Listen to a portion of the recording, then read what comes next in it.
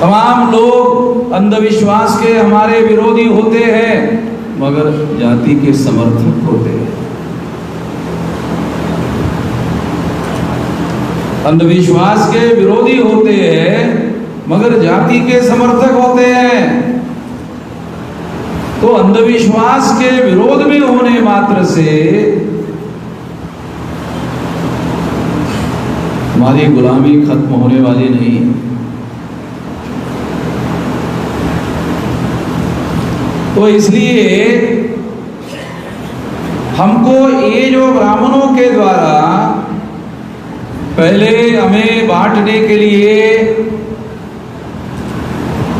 वर्ण व्यवस्था बनाई, 4 वर्णों में लोगों को बांटा गया और ब्राह्मणों ने सबसे ऊपर अपने आप को रखा। बनाने वाले वही थे। कैथल में यही बात मैं कह रहा था, ब्राह्मणों को अच्छी नहीं लगी जो सच था। वो 2-3 हजार साल से हमारे विरोध में कह रहे थे, बोल रहे थे, हमको नीच बनाने का काम कर रहे थे, हमको टुकड़ों में बांटने का काम कर रहे थे। हमारे लोगों ने हजारों सालों से ये बात बर्दाश्त की। अभी हमारे लोग इस बात को जान रहे हैं, समझ रहे हैं और इसके बारे में बोल रहे हैं। बाबा साहब अम्बेडकर के द्वारा संविधान के आर्टिकल 19 में बोलने की आजादी दी गई है, संगठन बनाने की आजादी दी गई है। मनुस्मृति में हमें बोलने की आजादी नहीं थी, संविधान में बोलने की आजादी है।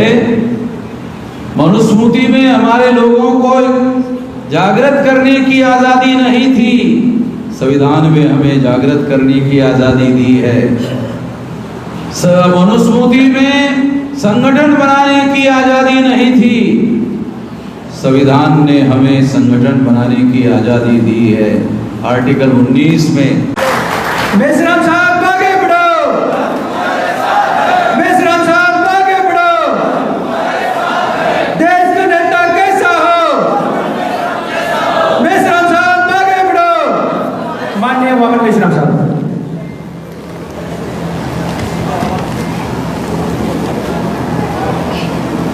साथियों,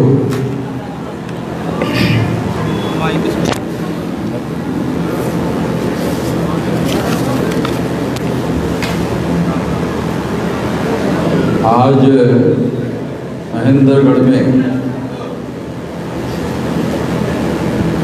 एससी और ओबीसी महापंचायत का हरियाणा के साथियों ने आयोजन किया है। तो सबसे पहले मैं हरियाणा के साथियों को इस काम के लिए बहुत बहुत धन्यवाद ज्ञापन करता हूँ और कुछ बातें मैं आप लोगों को बताना चाहता हूँ। साथियों,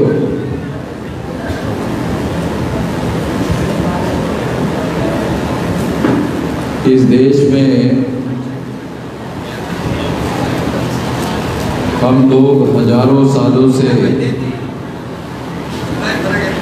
गुलाम बने हुए हैं। देश को आज़ादी मिलने के बाद भी और देश में संविधान लागू होने के बावजूद भी हम लोग इस देश में गुलाम बने हुए हैं, बनाए हुए हैं।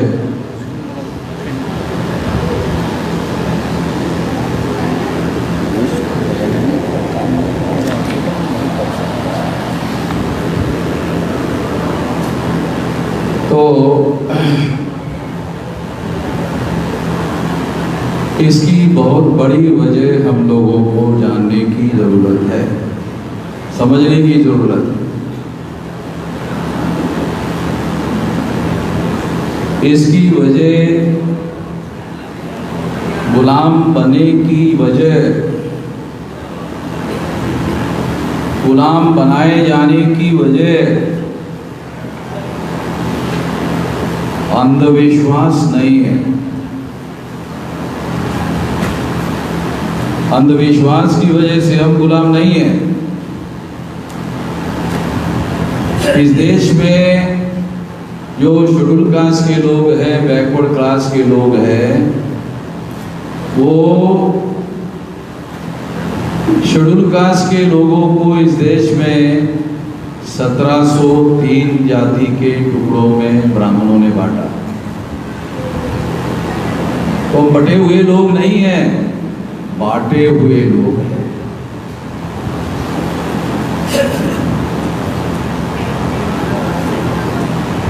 एक अछूत लोगों की 1703 जाति के टुकड़ों में बांटे हुए होना,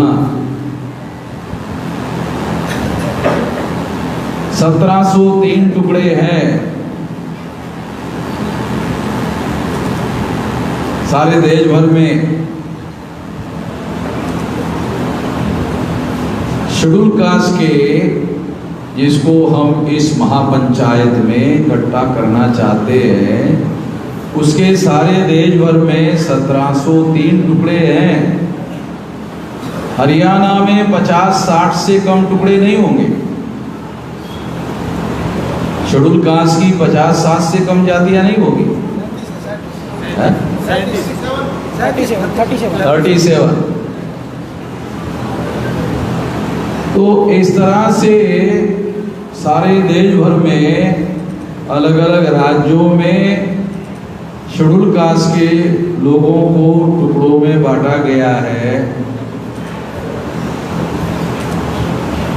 ऐसे सारे देश भर में 36 स्टेट है। ये 36 स्टेट में 1703 जाति के टुकड़े हैं शेड्यूल कास्ट के। इस टुकड़ों में बांटने की वजह से हम गुलाम हैं। तमाम लोग अंधविश्वास के हमारे विरोधी होते हैं, मगर जाति के समर्थक होते हैं। अंधविश्वास के विरोधी होते हैं, मगर जाति के समर्थक होते हैं। तो अंधविश्वास के विरोध में होने मात्र से हमारी गुलामी खत्म होने वाली नहीं।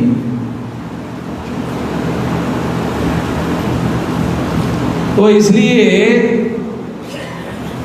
हमको ये जो ब्राह्मणों के द्वारा पहले हमें बांटने के लिए वर्ण व्यवस्था बनाई, 4 वर्णों में लोगों को बांटा गया और ब्राह्मणों ने सबसे ऊपर अपने आप को रखा। बनाने वाले वही थे। कैथल में यही बात मैं कह रहा था, ब्राह्मणों को अच्छी नहीं लगी जो सच था। वो 2-3 हजार साल से हमारे विरोध में कह रहे थे, बोल रहे थे, हमको नीच बनाने का काम कर रहे थे, हमको टुकड़ों में बांटने का काम कर रहे थे। हमारे लोगों ने हजारों सालों से ये बात बर्दाश्त की। अभी हमारे लोग इस बात को जान रहे हैं, समझ रहे हैं और इसके बारे में बोल रहे हैं। बाबा साहब अम्बेडकर के द्वारा संविधान के आर्टिकल 19 में बोलने की आजादी दी गई है, संगठन बनाने की आजादी दी गई है। मनुस्मृति में हमें बोलने की आजादी नहीं थी, संविधान में बोलने की आजादी है। मनुस्मृति में हमारे लोगों को जागृत करने की आजादी नहीं थी, संविधान में हमें जागृत करने की आजादी दी है। मनुस्मृति में संगठन बनाने की आजादी नहीं थी, संविधान ने हमें संगठन बनाने की आजादी दी है। आर्टिकल 19 में संविधान के संगठन बनाने की आजादी दी है। तो 1703 टुकड़ों में बांटे गए लोगों को जगाना होगा। पहला काम, 1703 जाति के टुकड़ों में जो शेड्यूल कास्ट के लोग, जो 1703 टुकड़े थे, 1703 टुकड़ों के 1703 नाम थे और है। उन सभी लोगों को सेकंड इंडिया एक्ट 1935 के तहत बाबा साहब आम्बेडकर ने एक नाम दिया, शेड्यूल कास्ट। इनके 1703 टुकड़े थे, उनको बाबा साहब आम्बेडकर ने एक नाम दिया, शेड्यूल कास्ट। हमारे लोगों के पास जानकारी भी नहीं है, ज्ञान नहीं है, ऐसा नहीं कह रहा है। ज्ञान बड़ी बात है, जानकारी नहीं है, ज्ञान कहां से होगा? है? जानकारी ही नहीं है तो ज्ञान कहां से होगा? ज्ञान तो जानकारी से आगे है। तो सेकंड इंडिया एक्ट 1935 में बाबा साहब आम्बेडकर ने 1703 टुकड़ों के लोगों को इकट्ठा करने के लिए एक नाम दिया, शेड्यूल कास्ट।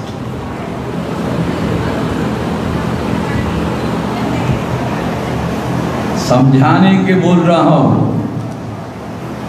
आपको समझने के लिए समझा रहा हूं।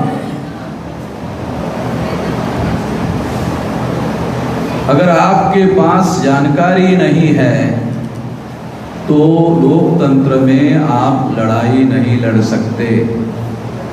लोकतंत्र में चाकू, छुरी, बंदूक, गोली नहीं चलती है।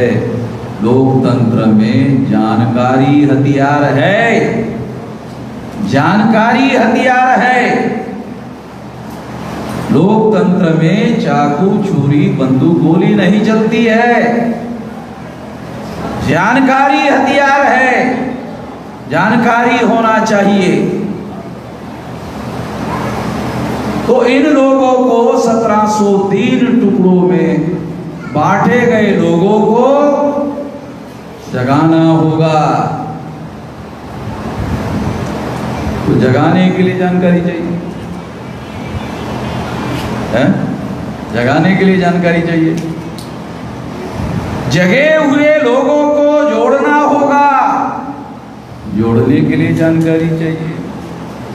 जो जगाने के लिए जानकारी है वो जोड़ने के लिए उपयोगी नहीं है। जगाने के लिए अलग जानकारी चाहिए, जोड़ने के लिए अलग जानकारी चाहिए। और जोड़े हुए लोगों को संगठित शक्ति में रूपांतरित करना है, तो अलग जानकारी चाहिए। और संगठित शक्ति का उपयोग और प्रयोग परिवर्तन का लक्ष्य पूरा करने के लिए संगठित शक्ति का उपयोग और प्रयोग करना होगा। अलग जानकारी चाहिए। जगाने के लिए अलग चाहिए, जोड़ने के लिए अलग चाहिए, संगठित शक्ति निर्माण करने के लिए अलग जानकारी चाहिए, संगठित शक्ति का परिवर्तन के लिए उपयोग और प्रयोग करने के लिए अलग जानकारी चाहिए। जानकारी चाहिए।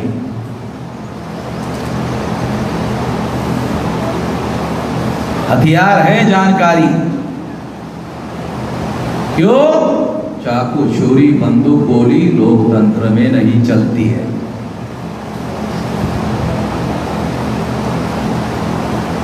पहले हमारे लोगों को जानकारी हासिल करना चाहिए। इसलिए बता रहा हूं। क्या बता रहा हूं? ब्राह्मणों को बुरा लगता है। ब्राह्मणों का संगठन है आरएसएस। वो मुसलमानों के विरोध में लोगों को भड़काते हैं, फिर हमारे लोग मुसलमानों को धरते हैं, फिर बांधते हैं, फिर पीटते हैं और जान जाने तक मारते हैं। वो या तो एससी के होते हैं या तो बीसी के होते हैं। ब्राह्मणों के कहने पर मुसलमान को धरते हैं, मुसलमान को बांधते हैं, मुसलमान को पीटते हैं और जान जाने तक मारते हैं। बहुत लोगों को मारते हैं। हमने, मैं 18 साल 3-4 महीने की उम्र थी, अब इससे 66 साल मेरी उम्र है। 48 साल से कर रहा हूँ। वामसेव के संगठनकर्ता लोगों ने किसी ब्राह्मण को धरा, ब्राह्मण को बांधा, ब्राह्मण को पीटा और जान जाने तक मारा। ऐसी एक भी घटना नहीं, ऐसा एक भी एविडेंस नहीं है।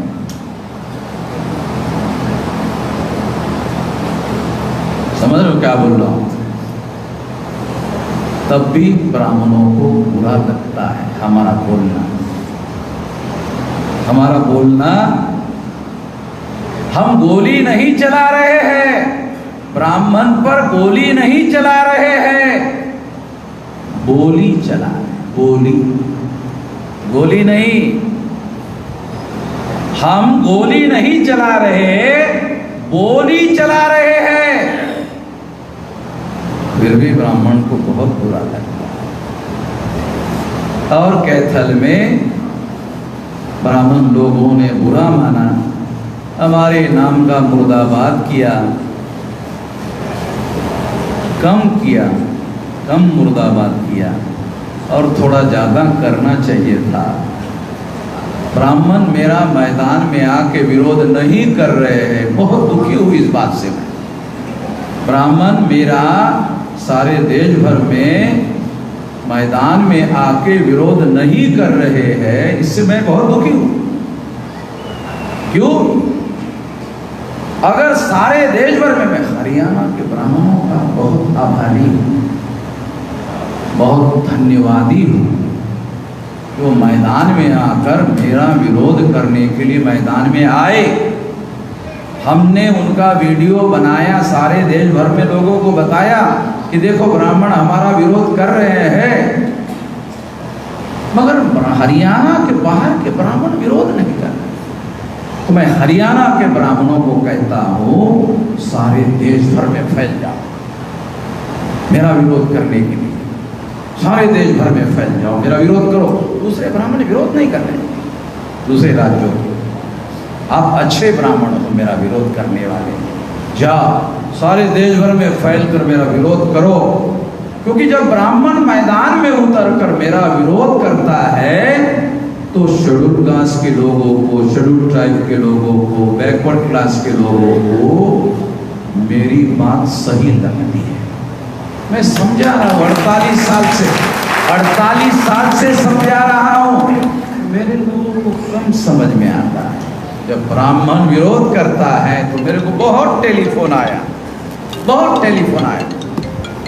कि आप सही कर रहे हो। अरे तुम अभी कर रहे हो, 48 साल से कर रहा। नहीं, वो ब्राह्मण लोगों ने जो विरोध किया तो हमें पता चल रहा आप सही कर रहे हो। तो इसलिए मैं हरियाणा के ब्राह्मणों को कह रहा हूं, तुम बहुत अच्छे ब्राह्मण, मेरा विरोध कर रहे हो, अच्छे ब्राह्मण हो, सारे देश भर में फैल जाओ, मेरा विरोध करो, खुलकर विरोध करो सारे देश भर में। ब्राह्मण मेश्राम को हरियाणा में आने नहीं देंगे, ब्राह्मण कह रहे।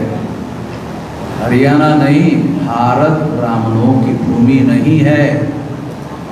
आप हमारे दया पर भारत में रह रहे हैं, ध्यान रखो। हरियाणा में नहीं, अरे भारत में तुम रह रहे हो। हरियाणा छोटा प्रदेश है।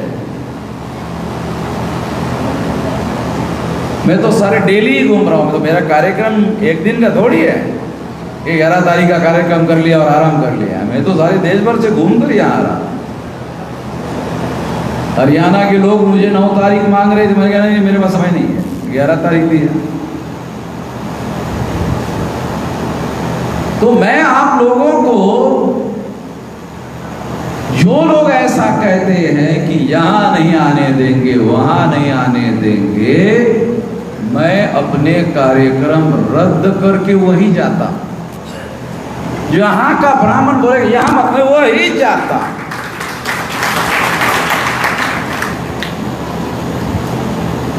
और ये टेस्ट करता हूं उसकी कितनी औकात है, उसकी औकात कितनी है। आप लोगों को मालूम नहीं है, मैं जानता हूं। जब हरियाणा के ब्राह्मणों ने विरोध किया मैदान में आकर, तो हरियाणा के सूझबूझ रखने वाले ब्राह्मणों की मीटिंग हुई, आपको पता नहीं है। अरे ऐसा मत करो, क्यों? वामन मिश्रम को फायदा होता है, उसका संगठन बढ़ता है, उसकी ताकत बढ़ती है, और जितनी संगठित शक्ति बढ़ेगी वामन मेश्राम की, उतना खतरा हमारा बढ़ेगा। तुम समझ नहीं रहे हो। कैथल में गए, गलत किया, महेंद्रगढ़ में मत जाना। आए क्या? नहीं आए, आपको पता नहीं है। सूझबूझ रखने वाले ब्राह्मणों ने मीटिंग की और उनको समझाया, अरे तो हमें समझ में नहीं आ रहा था। विरोध मत करो, कम लोगों में वामन मेश्राम की बात जाएगी, विरोध करोगे ज्यादा लोगों में पहुंचेगी। जल्दी हमारा राम नाम सत्य होगा। राम नाम सत्य समझ में ना, हमारे लोगों को जो भाषा समझ में आती है वो बोलता हूं। तो इसलिए मैं आपको बताना चाहता हूं कि मैं अंधविश्वास के विरोध में बिल्कुल नहीं बोलता हूं। मैं वर्ण व्यवस्था और जाति व्यवस्था के विरोध में बोलता हूं। ये ब्राह्मणवाद का प्राण तत्व है, प्राण निकाल दो, अंधविश्वास ऐसे हवा में बढ़ जाएगा, ऐसे हवा में उड़ जाएगा। जड़ को पकड़ो। अगर आप झाड़ की फांदियां तोड़ोगे तो झाड़ खत्म हो जाएगा। कैसे होगा? झाड़ में ताकत होती है, अगले बरसात में और 2-4 फरदोड़े फांदियां आती है, झाड़ साला वैसे खड़ा रहता है। एक ब्राह्मणवाद की जड़ है वर्ण व्यवस्था और जाति व्यवस्था। उसको अगर खत्म कर दोगे ये पूरा झाड़ उखड़ के खत्म हो जाएगा। ये करना चाहिए।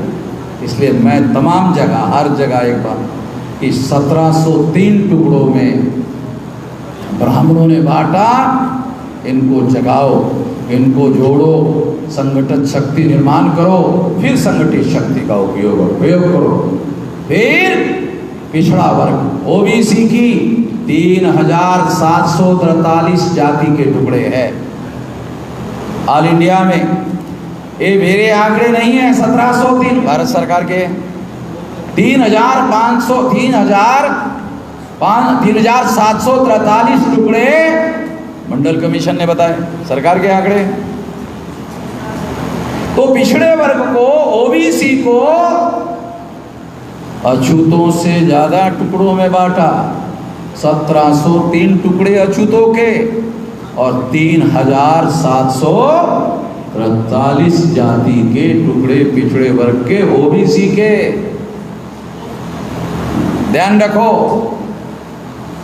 ये तीनों टुकड़ों को मिलाकर 1703 शेड्यूल कास्ट, 801 आदिवासी, पिछड़ा वर्ग 3743 मिलाकर आंकड़ा बनता है 6247।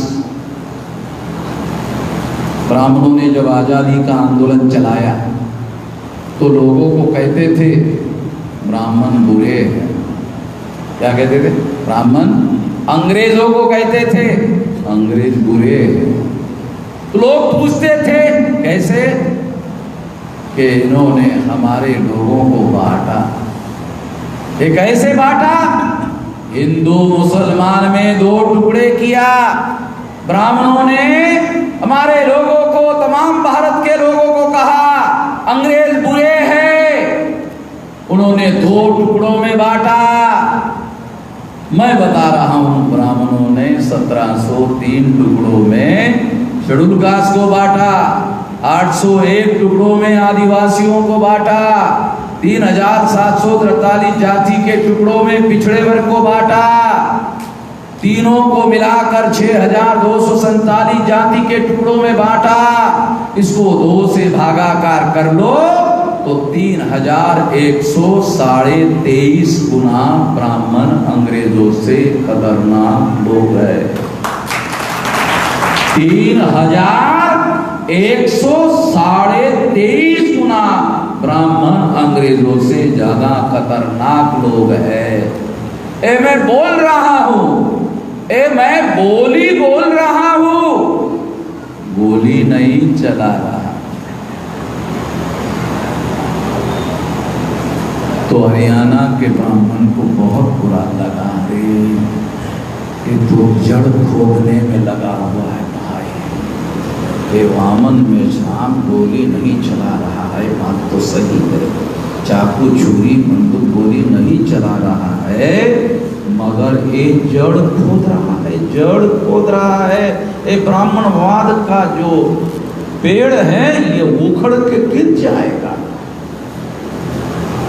और इससे 6247 जाति के टुकड़े इकट्ठा हो जाएंगे और इकट्ठा होने से ये झाड़, ये पेड़ गिरकर खत्म हो जाएगा।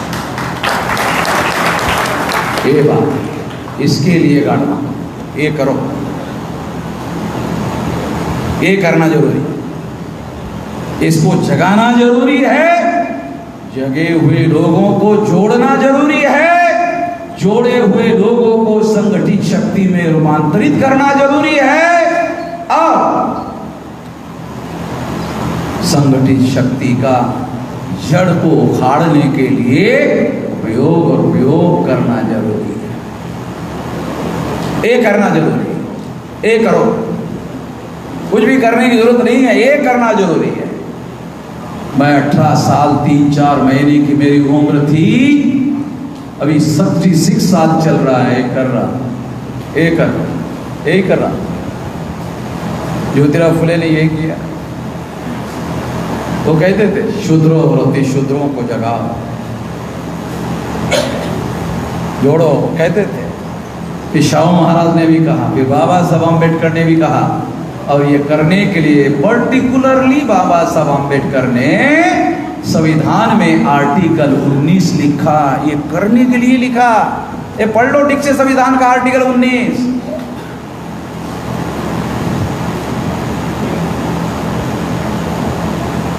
अभी वाराणसी में यही बताने के लिए कार्यक्रम कर रहा था, तो ब्राह्मणों ने, वहाँ बीजेपी की सरकार है, वहाँ पुलिस वालों को प्रभावित करके हमारा कार्यक्रम रद्द कर दिया। मामला हाई कोर्ट में गया, हाई कोर्ट से नोटिस इश्यू हो गया। अब पुलिस कमिश्नर को हाई कोर्ट में जवाब देना है, इस संविधान का आर्टिकल का 19 का उल्लंघन क्यों किया। कहेगा वो, कहेगा इन्हें ब्राह्मणों ने कहा था, ये ब्राह्मणों ने कहा था इसलिए हमने ऐसा किया। तो ब्राह्मण तो कुछ भी कहेंगे, तुम तो सरकार की सैलरी ले रहे हो, संविधान की शपथ लेकर काम कर रहे हो, तो तुमको तो संविधान बाइंडिंग है, संविधान के अनुसार तुमको काम करना चाहिए।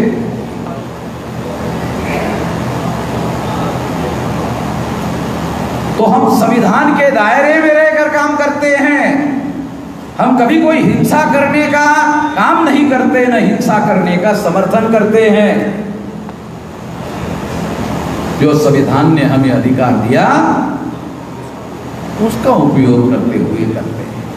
ये काम 31 साल से किया और अभी हमारे पास 31 स्टेट में 567 जिलों में 4000 से ज्यादा तहसीलों में 22,000 से ज्यादा ब्लॉक में और 1.5 लाख से ज्यादा गांवों में हमारा संगठन है।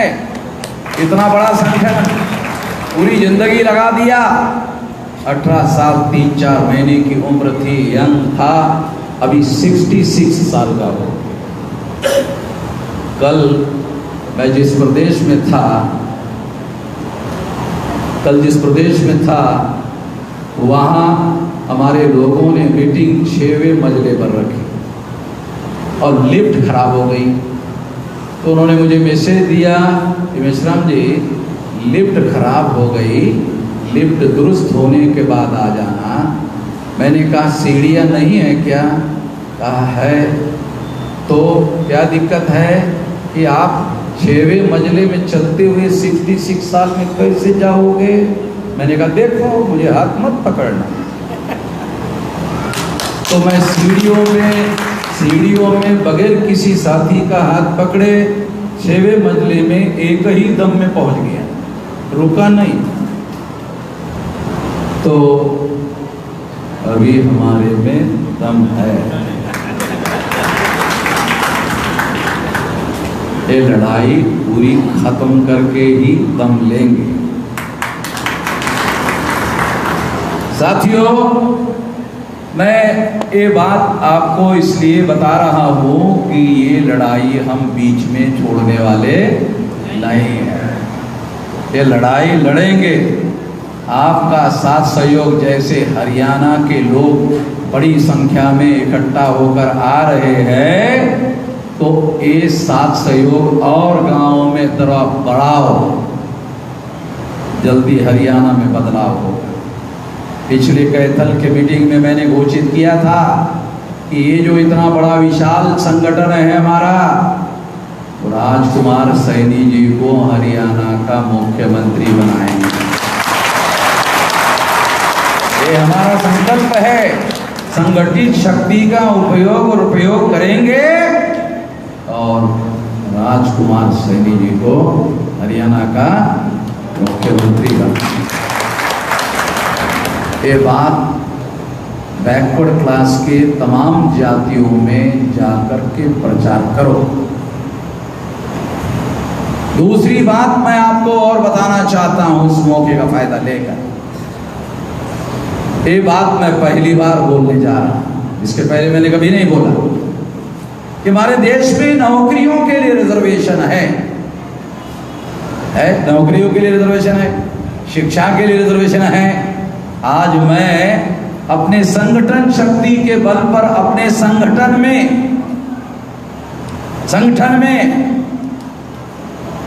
52% पिछड़े वर्ग के लोग हैं। मंडल कमीशन ने कहा 52% है, तो 52% लोगों के 52% मुख्यमंत्री बनाएंगे भारत में। जैसे हरियाणा में राजकुमार जी को बनाने का ऐलान किया तो आपको खुशी हुई। 52% लोगों को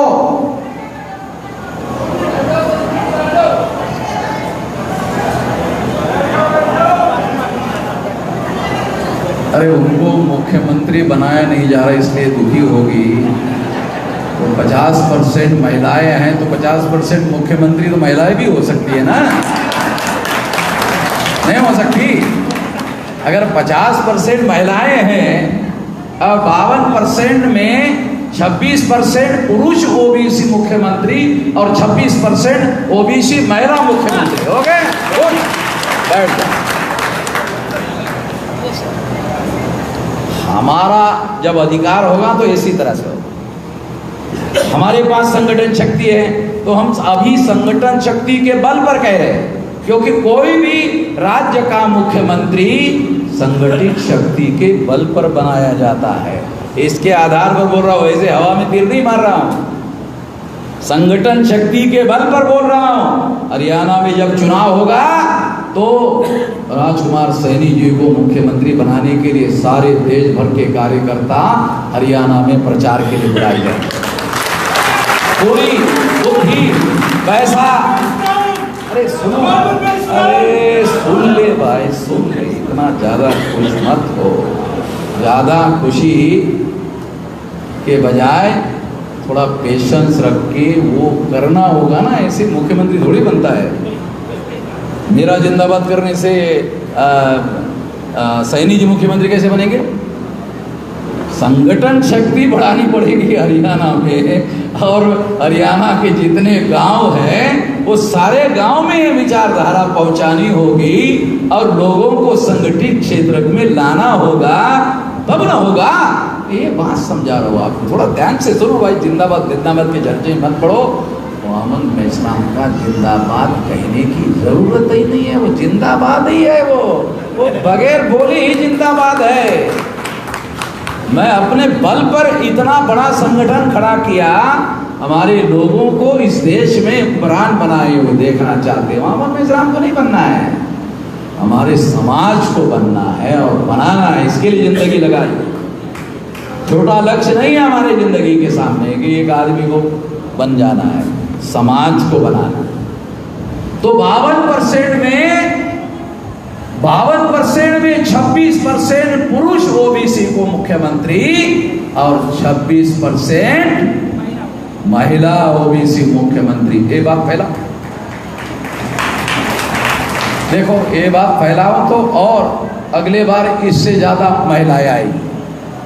इसको फैलाओ तो और ज्यादा आएगी। दूसरी बात, अगर शेड्यूल कास्ट की संख्या 15% है ऑल इंडिया में, तो ऑल इंडिया में शेड्यूल कास्ट के 15% मुख्यमंत्री होंगे। तो ये तो काशीराम जी का स्लोगन था ना, जिसकी जितनी संख्या भारी उसकी उतनी हिस्सेदारी है, कहा था ना। तो ये काम हम करेंगे, 15% शेड्यूल कास्ट के मुख्यमंत्री बनाए जाएंगे, 7.5% आदिवासी, उनके अंदर 15% में भी 7.5% महिलाएं हैं, उनको भी। आदिवासी 7.5% है, 4.25% उनके भी महिलाओं का मुख्यमंत्री, ठीक है। 20% माइनॉरिटी है, उसका भी मुख्यमंत्री। और जब यूरेशियन ब्राह्मण भारत में आए तो उन्होंने यहाँ आकर यहाँ की प्रजा से, यहाँ के जो मूल प्रजा है उस मूल प्रजा से क्षत्रिय बनाया। तो जो क्षत्रिय है ना भारत में, जानते हो, ये मूल रूप से नाग लोग है। ये जो मौर्य साम्राज्य का नाम सुना आप लोगों ने, मौर्य है, सम्राट चंद्रगुप्त मौर्य, अशोक मौर्य, बृहदत्त मौर्य, जिसकी हत्या पुष्यमित्र शुंग नाम के ब्राह्मण ने करके उसके बाद रामायण लिखी, उसकी हत्या करने के बाद रामायण लिखी, उसके बाद महाभारत लिखा। महाभारत में धर्मराज है? अशोका को सामने रख के लिखा धर्मराज है। किसी को पता है इतिहास का? हमारे अशोका को धर्मराज कहा जाता था, है किसी को पता? थोड़ा इतिहास हमारा बताया, बता रहा, दूसरों का नहीं बता रहा हूं। ब्राह्मणों ने ये बातें हमारे लोगों को नहीं बताई।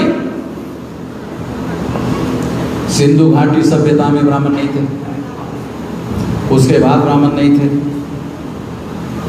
कई हजार साल बाद ब्राह्मण भारत में आए। मौर्य लोगों का साम्राज्य इस देश में स्थापित हुआ। इस देश में राजनीतिक संस्थाओं का निर्माण दुनिया में जब कुछ नहीं था।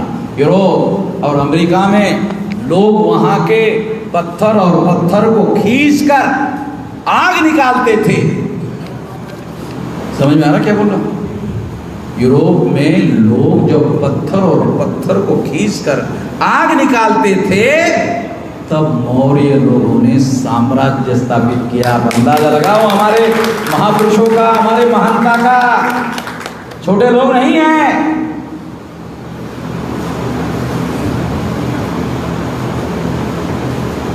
तो ये जो क्षत्रिय है आज हमारे देश में 6%, ये मूल रूप से नाग लोग है। एक बिहार में हमारा स्टेट लेवल का अहिर जाति का, यादव जाति का स्टेट लेवल का, पिछड़े वर्ग का अध्यक्ष है ओबीसी, वो क्षत्रिय के घर में गए। अब कहा क्षत्रिय को, मैं भी क्षत्रिय हूँ। अहीर यादव ने कहा मैं भी क्षत्रिय हूँ। तो क्षत्रिय ने पूछा तुम कौन से वाले क्षत्रिय हो? तो शादी ब्याह का समय आता है तो पूछते बिरादरी में तुम कौन सा हो, निचले वाले हो, मदले वाले हो कि ऊपर वाले होते ना, शादी में चलता नहीं मामला। उसको हमारे लोगों को यही पता नहीं चला निचले वाला हो कि मजले वाला कि हो कि ऊपर वाला हो। शादी कर लो तो बच्चा ही पैदा होता है, जानवर पैदा नहीं होता। हम गधे लोगों को ये पता ही नहीं। इसी झंझट में ब्राह्मणों ने हमारे दिमाग को खराब किया। तो क्षत्रियों ने हमारे अहीर भाई प्रदेश अध्यक्ष को पूछा तुम कौन से वाले क्षत्रिय हो? कहा मैं नाग वाला क्षत्रिय।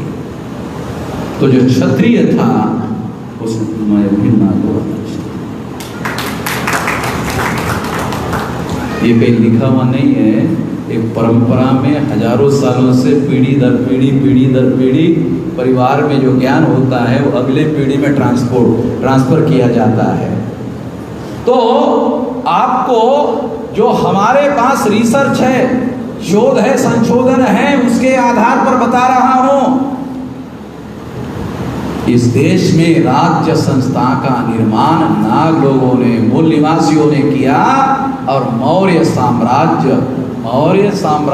मौर्य सरनेम रखने वाले का नहीं, नाग लोगों का। ये ध्यान रखो, गाढ़ बांधो। हरियाणा में पता नहीं आप लोग नाग पूजा करते कि नहीं करते? ऐसा कोई त्योहार है क्या नाग पंचमी का? नाग पंचमी है, सारे देश भर में नाग पंचमी का पूजा होती है, दुनिया में कहीं नहीं होती, भारत में होती है। ये वजह है नाग लोगों का।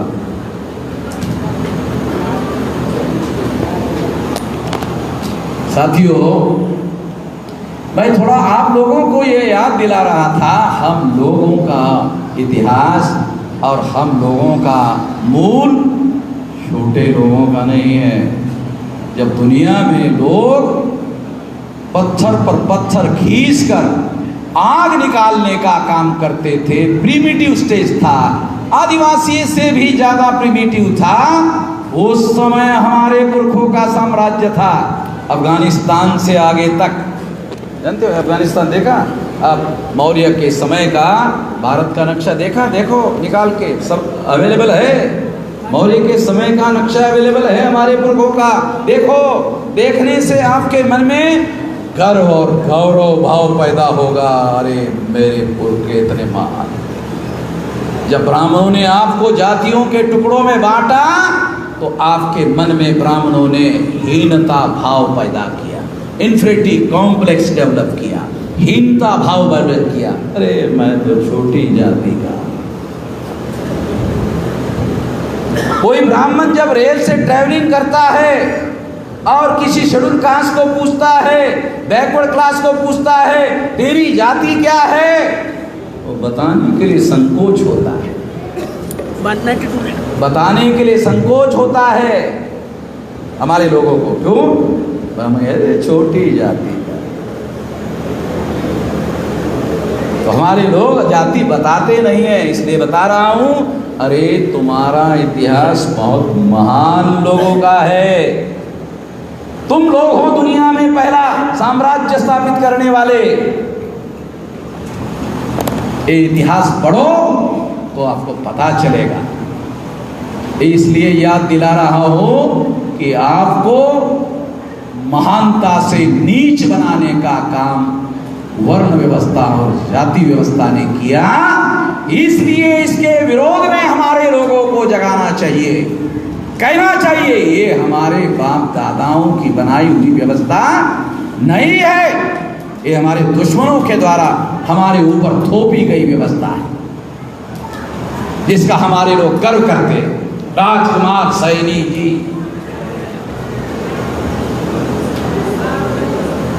ये जाति जिसको आप गर्व करते हो, किसी की भी जाति हमारे बाप दादा ने नहीं बनाई, जिसका हम गर्व करते रहते हैं। इसमें गर्व करने वाली क्या बात है? जिसने तुम्हारे लोगों को 6247 जाति के टुकड़ों में बांटा, तुमको नीच बनाया, तुम्हारे अंदर ऊंच और नीच का भाव पैदा किया, तुम्हें एक जाति को दूसरे जाति से लड़ाया भिड़ाया, और प्रतिदिन हम लोग आपस में लड़ते झगड़ते रहते हैं। इस जाति ने हमें क्या दिया? गुलामी, इसके अलावा क्या? तुम्हें संकल्प करना चाहिए, ये जाति हमारे बाप दादा की बनाई हुई नहीं है, ये दुश्मनों के द्वारा विभाजित करने के लिए, टुकड़ों में बांटने के लिए षड्यंत्र था, और हमें जागृत होकर इसके विरोध में जनमत बनाना चाहिए। अगर इसके 1/3 लोग जाग गए तो आपका इस देश में राज होगा। 35%, अरे कांग्रेस का राज 30% से दिल्ली में होता था। मायावती 29.40% से यूपी की मुख्यमंत्री बनी थी।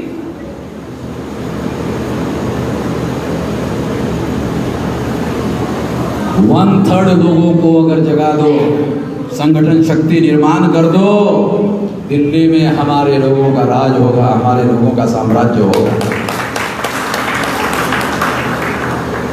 ये करना होगा, ये करने से होगा। इसके लिए आपको जो संवैधानिक अधिकार चाहिए था सब व्यवस्था किया बाबा साहब ने, सब कुछ व्यवस्था किया।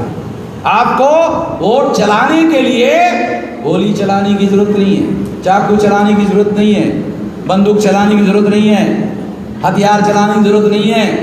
अरे कागज का टुकड़ा बैलेट बॉक्स में डालना पड़ता था, अब तो वो भी नहीं करना पड़ता। अभी तो केवल 1 उंगली, 5 उंगली है, अरे 1 उंगली चलाना पड़ता है। 1 उंगली से दबा दो तो आपका काम हो जाएगा। एक करने से होगा, ये कर सकते। तो 52% पिछड़े वर्ग के लोग हैं, ओबीसी के लोग हैं, 26% महिलाएं मुख्यमंत्री, ओबीसी की 26% पिछड़ा वर्ग के, पुरुष ओबीसी, 15% शेड्यूल कास्ट के, तो आधा स्त्री और पुरुष, शेड्यूल ट्राइब के 7.5, तो उसके हिसाब से हो गया। माइनॉरिटी के 20%, 15% मुस्लिम हैं, तो बाकी अगर इस तरीके से आप ये एजेंडा लेकर जाओ, लोगों में जाओ, ये कहो कि हमें ये जब मिलेगी ताकत ये करें, ये मत कहो तुमको 2 टाइम की रोटी देंगे। मुख्यमंत्री बनेगा तो क्या झकमराएगा क्या? 2 टाइम की रोटी, चले कोई एजेंडा है? 2 टाइम की रोटी है, मुख्यमंत्री बन जाओ, फिर पंच पकवान न दो भाई। पता है आप लोगों को कितने लाख करोड़ का बजट है भारत सरकार का? है पता? हमारे लोग अरे क्या करना है यार, पहले साला दुनिया का टेंशन है, तुम भारत सरकार का बजट का आंकड़ा बताना चाहते हो 42 लाख करोड़। हमारे तो लोगों को समझ में भी नहीं आता ये कितना आंकड़ा होता है, 42 लाख करोड़। तो हमारे लोगों को लाख तक समझ में आता है, लाख गिनती है ना, हमारे लोगों की भी तो गिनती की औकात है ना। लाख करोड़ बोलने आता है, गिनना नहीं आता। 42 लाख करोड़ 1 साल का बजट भारत सरकार का, हरियाणा सरकार का अलग है, ये भारत सरकार का बता रहा हूं। तो आप अपने लोगों के लिए अरे जो चाहो कर सकते हो। एक आदमी विदेश में पढ़ने के लिए गया, बाबा साहब अम्बेडकर, एक आदमी, कितना फर्क हुआ है? कितना फर्क हुआ? सारे देश भर में फर्क हुआ ना एक आदमी के पढ़ने से विदेश में। आपकी सरकार होने से विदेश में हजारों लाखों लोगों को भेजा जा सकता है, लाखों लोगों को विदेश में भेजा जा सकता है। इसलिए हम लोगों को ये ध्यान रखना होगा कि आने वाले समय में हम लोग संगठित शक्ति का उपयोग करते हुए ये काम करेंगे, और ये जब करेंगे तो बड़ा बदलाव होगा। इसमें आप हमारा साथ सहयोग करेंगे, ये मैं आशा और विश्वास करता हूँ, क्योंकि जैसे मैंने आपको पहले कहा कि मेरा डेली का कार्यक्रम है, तो मुझे यहाँ से अब निकलना होगा। तो यहाँ से निकलकर दिल्ली एयरपोर्ट पर सीधा जाना होगा, ऑफिस में भी नहीं जा पाऊँगा। सीधा फ्लाइट में बैठकर मुझे आगे जाना है महाराष्ट्र में।